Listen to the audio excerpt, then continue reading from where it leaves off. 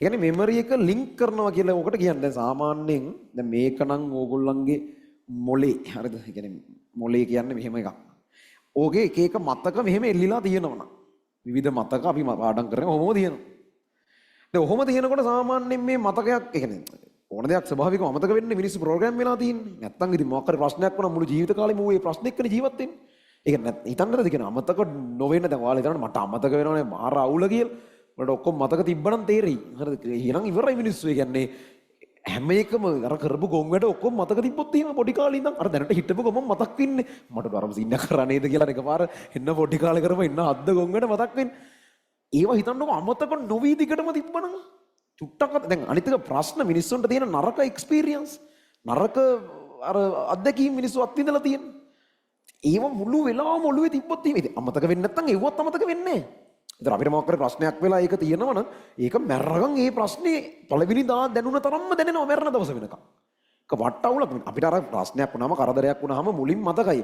ටික ඒක ගාණක් නැති වෙනවනේ. ඒක ඉඳන්ම මිනිස්සු ප්‍රෝග්‍රෑම් වෙලා තියෙන්නේ අපිට ඔළුවේ යම් දෙයක් රැඳෙන්නේ නැතුව ටික අලුත් වෙවි ඒව අමතක වෙවි අලුත් ඒවා එන්න පුළුවන් වෙන විදිහට. නැත්තම් මිනිහෙකුට මොකක් හරි ජීවිතේ කරදරයක් වුණාම මැරරගන් උට ඒක පළවෙනි දවසේ වගේම රිදෙන්න පටන් ගන්නවා. ඒක දැනෙන්න පටන් ගන්නවා හැමදාටම. එහෙම වෙන්නේ නැත්තේ අර ප්‍රෝග්‍රෑම් වෙලා තියෙන විදිහ නෝ මිනිස්සු. අර ඉනෝගනික් වලදී ඒක පොඩ්ඩක් අවුල්. ඒ කියන්නේ ඉනෝගනික් වලදී අමතක වෙනවා. එතකොට ඒක නරකක් ඉතින්. බහුතරයක් දේවල් අමතක වීම මිනිස්සුන්ට හොඳක්. අර මේ වගේ විෂය කරන අමතක ඉතින් මේ මිනිස්සු හදලා තියෙන ඉනෝගනික් පාඩම් කරන්න නෙවෙයිනේ ළමයි. ඒවා මේ අපි ඉල්ලන් දාගත්තුවානේ. හරිද? අපි හදලා තියෙන අවුලක් නැතුව ජීවත් වෙලා මැරලා යන්නනේ. ඕකනේ අපේ වැඩේ තියෙන්නේ. ඒතර අපි තමයි පොඩ්ඩක් ඉල්ලන් කාලා තියෙන්නේ. කොහොම හරි ඒකින්ද මේ වගේ තැන් වලදී පොඩ්ඩක් අපි ප්‍රෝග්‍රෑම් වෙලා තියෙන විදිහ අවුලක් තියෙනවා. මේකක් ටික කාලයක් ඇද්දි ස්වභාවිකව මේක ගැලවිලා මෙමරි එක ඩ්‍රොප් වෙනවා. හැබැයි මම ඔය කියන විදිහට ලින්ක් හදාගත්තොත් ලින්ක් හදනවා කියන්නේ මේ පොයින්ට් එක මේ පොයින්ට් එකට සම්බන්ධ කරනවා.